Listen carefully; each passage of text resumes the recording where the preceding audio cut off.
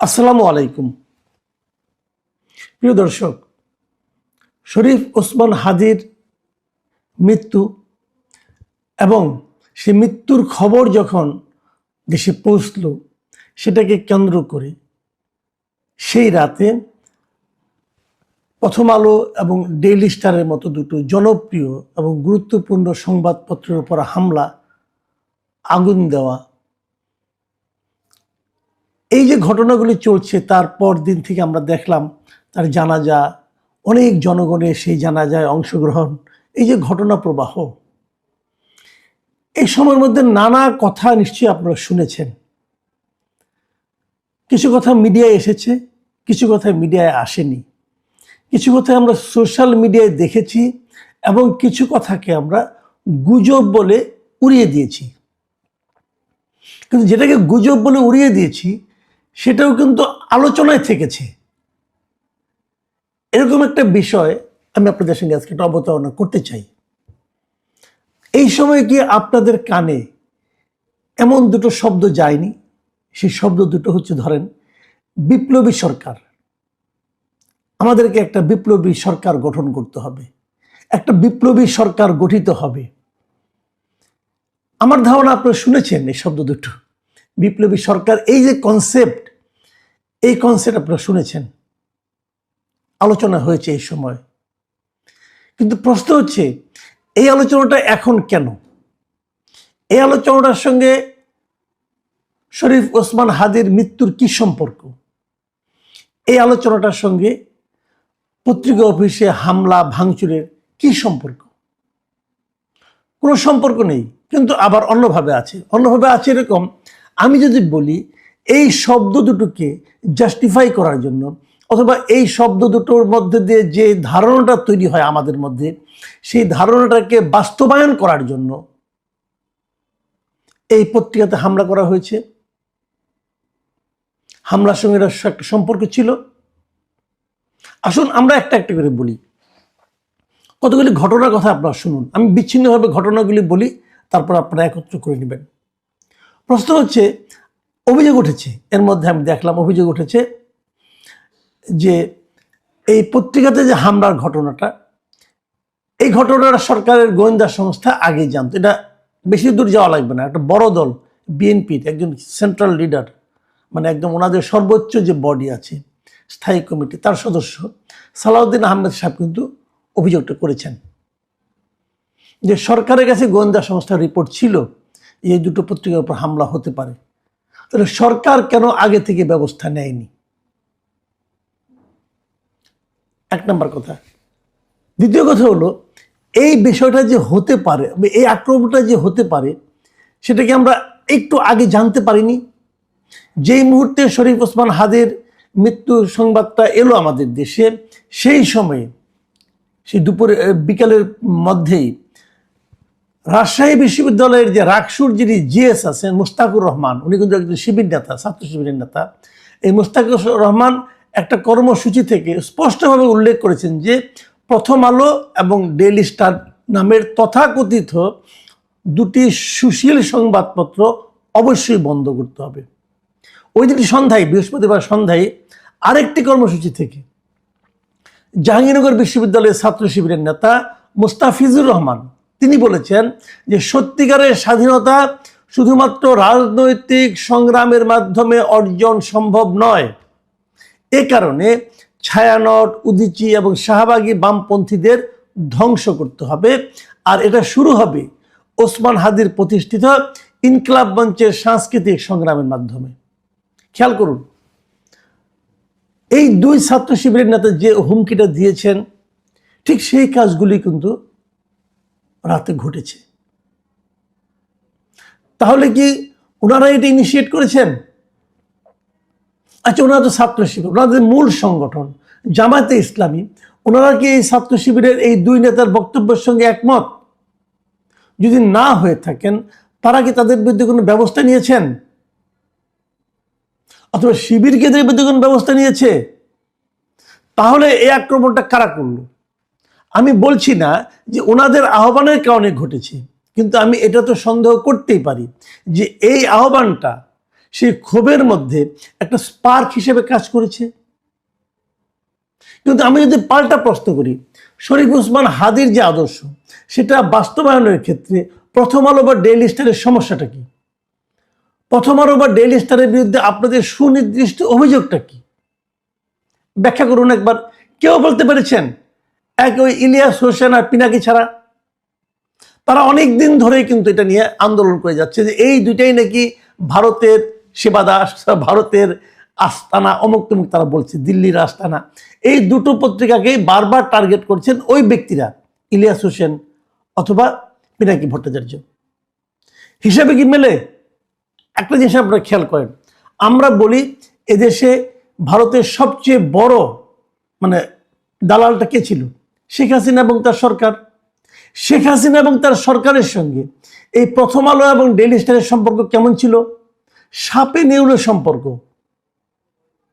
শেখ হাসিনা নিজে প্রকাশ্যে প্রেস কনফারেন্সে বলেছেন যে আমি দুটো পত্রিকা পড়ি না, এবং সেটা হলো এই দুটো পত্রিকা।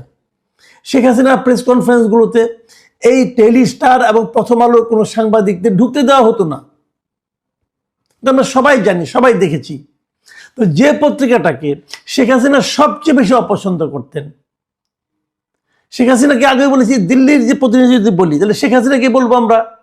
তো শেখ হাসিনার যে প্রতিনিধি এখানে, শেখ হাসিনা যে সবচেয়ে বড়, যে আমি দালাল বলি, তার কাছের লোক বলি, যদি বলি, তাহলে তার সবচেয়ে অপছন্দের যে পত্রিকা দুটো, সে দুটো কি করে দিল্লির দালাল হয়? বোঝান আমাকে ভাই আপনারা। এবং এই জিনিসটা কোনো লজিকে কিন্তু এটা মেলে না।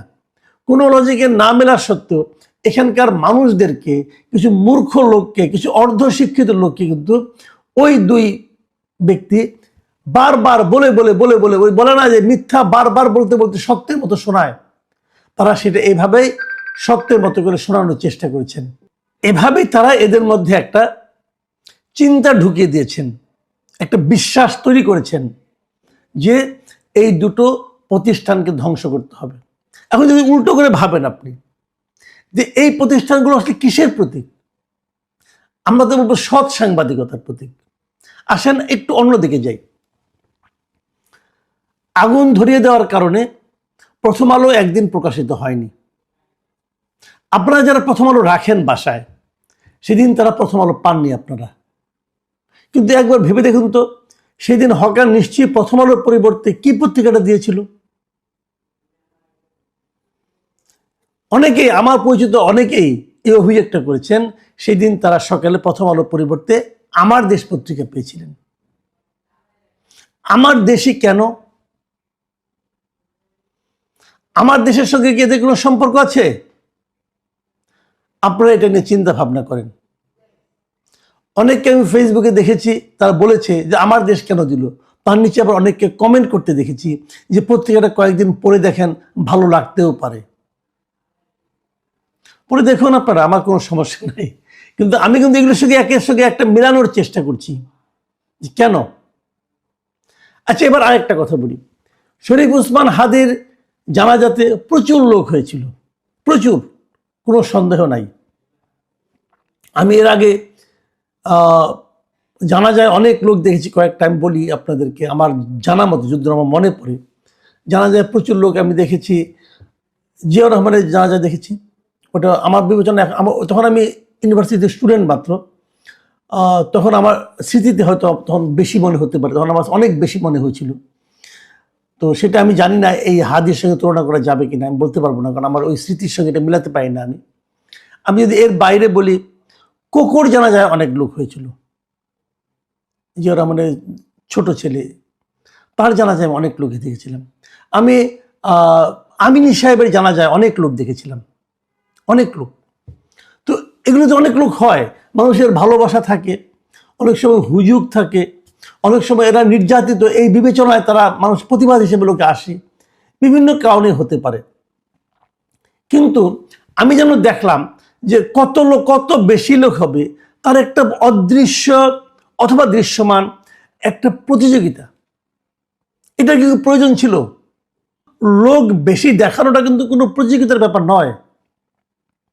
কিন্তু আমার কাছে যেন মনে হয়েছিল এক ধরনের প্রতিযোগিতা চলছে, যে কত বেশি লোক এখানে দেখানো যায়। অসুবিধা নেই তাতে আমার কোনো। কিন্তু তারপর আমি কি দেখলাম, তারপরে আমি দেখলাম বিভিন্ন সোশ্যাল মিডিয়াতে দেখলাম এই যারা লোক এসেছে তাদের অনেকে কিন্তু ইন্টারভিউ করেছে সোশ্যাল মিডিয়ার লোকজন, যে আপনি কেন এসেছেন, কোত্থেকে এসেছেন, দূর দূরান্ত থেকে, যশোর থেকে, কুষ্টিয়া থেকে লোকজন এসেছে, সাতক্ষীরা থেকে লোকজন এসেছে এই জানাজায় অংশ নিতে। হতে পারে ভালোবাসার কারণে এসেছি। কিন্তু জানাজা নামাজটা শেষ হওয়ার সঙ্গে সঙ্গে আমরা দেখলাম একদল লোক দৌড়ে সেই সংসদ ভবনের প্রায় শতাধিক সিঁড়ি ভেঙে দৌড়ে তারা উপরে দিয়ে যাচ্ছে সংসদ ভবনে ঢোকার জন্য। কেন? তাহলে তাদের মাথায় কি ওই জিনিসটা ঢুকিয়ে দেওয়া হয়েছিল যে একটা বিপ্লবী সরকার হতে যাচ্ছে, সংসদ ভবন দখল করতে হবে, এগুলি করতে হবে, ওগুলি করতে হবে? তাদের মাথায় কি ঢুকিয়ে দেওয়া? তাহলে তারা এই বিশ্বাস না নিলে তারা ওখানে দৌড়ে যাবে কেন? ওখানে কি পাওয়া যাবে? সংসদ ভবনে আপনি ঢুকে কি করবেন? এই যে দৌড় সবার মধ্যে, কার আগে কে যেতে পারে? অনেকে রসিকতা করে বলে যে তারা হয়তো ভেবেছে 300 আসন খালি আছে, যে বসে পড়তে পারলে সেই আসনটা তার হয়ে যাবে। এত বড় মূর্খ তারা ছিলেন আমি তা মনে করি না, কিন্তু তাদের মাথায় কিন্তু একটা জিনিস ঢুকিয়ে দেওয়া হয়েছিল যে আমরা এটা করতে যাচ্ছি। সেই যে করতে যাওয়ার, কিছু একটা করার সেই যে আকাঙ্ক্ষা অথবা সেই যে মতলব, সেটা কি শেষ হয়ে গেছে নাকি এটা আগামী আরো কয়েকদিন চলবে? এগুলো নিয়ে আলোচনা হবে, এখনো হচ্ছে। কারণ এখনো ওই লক্ষাধিক লোক যারা এসেছিল বাইরে থেকে তাদের অনেকেই ঢাকা শহরেও অবস্থান করছেন। বিষয়গুলো সরকারকে দেখতে হবে। সরকার কি করছেন বুঝি না। আমি বহুদিন আগের থেকে বলছিলাম এর মতো একটা, এই সরকারের মতো একটা নন সিরিয়াস গভর্নমেন্ট আমি জীবনে দেখি নাই। এবং আপনারা জানেন এই সালাউদ্দিন সাহেব বলেছেন সরকারের কাছে গোয়েন্দা তথ্য ছিল তবু তারা করেনি। এগুলি কিন্তু সেই সিরিয়াসনেসের অভাবটাই বোঝায়। এর মধ্যে আবার আজকে দেখলাম আমাদের যিনি ধর্ম উপদেষ্টা আছেন তিনি একটা গুরুত্বপূর্ণ কথা বলেছেন। তিনি বলেছেন প্রথম আলো, ডেইলি স্টারে হামলাকারীরা শনাক্ত। তার মানে ওনারা শনাক্ত করতে পেরেছেন যে হামলাটা কারা করেছে। আমি বলবো যে কেবল হামলাকারীদের শনাক্ত করাটা আরো আগে উচিত ছিল, কারণ ভিডিও ফুটেজ সব জায়গায় আছে। আপনারা যদি আগের বার যখন জিয়াফত করতে গেলো তখন যদি শনাক্ত করে ব্যবস্থা নিতেন তাহলে আজকে আর এই বাড়তি পরিশ্রমটা করতে হতো না। আবার উল্টো দিকে আরেকটা কথা বলি, খালি হামলাকারী যাদের এখানে দেখা গেছে তাদের শনাক্ত করলে হবে না, যারা এদেরকে প্ররোচিত করেছে তাদেরকেও শনাক্ত করতে হবে। অপরাধকে কিন্তু থামানোর সবচেয়ে বড় পদ্ধতি হলো অপরাধ যে করেছে আগের বার তাকে থামান, তাকে শাস্তির আওতায় আনেন, তাহলে পরবর্তীতে অপরাধ এভাবে আর ঘটবে না। আমরা অপেক্ষা করতে চাই, দেখতে চাই যে এ ধরনের শাস্তির ব্যবস্থা, এ ধরনের প্রতিরোধমূলক ব্যবস্থা, প্রতিকারমূলক ব্যবস্থা এই সরকার, যাকে আমি নন সিরিয়াস গভর্নমেন্ট বলি, তারা সিরিয়াসলি করতে পারে কিনা। যদি করতে না পারে, আপনারা ভাববেন না আপনারা প্রায় 1.5 বছর কাটিয়ে দিয়েছেন, 1 বছর 4 মাস কাটিয়ে দিয়েছেন, বাকি দিনগুলো আনন্দে যাবে, তা হবে না ভাই। সামনের 2 মাস ওই 1 বছর 4 মাসের চেয়ে অনেক কঠিন হবে। প্রিয় দর্শক, এখন এ পর্যন্তই। আল্লাহ হাফিজ।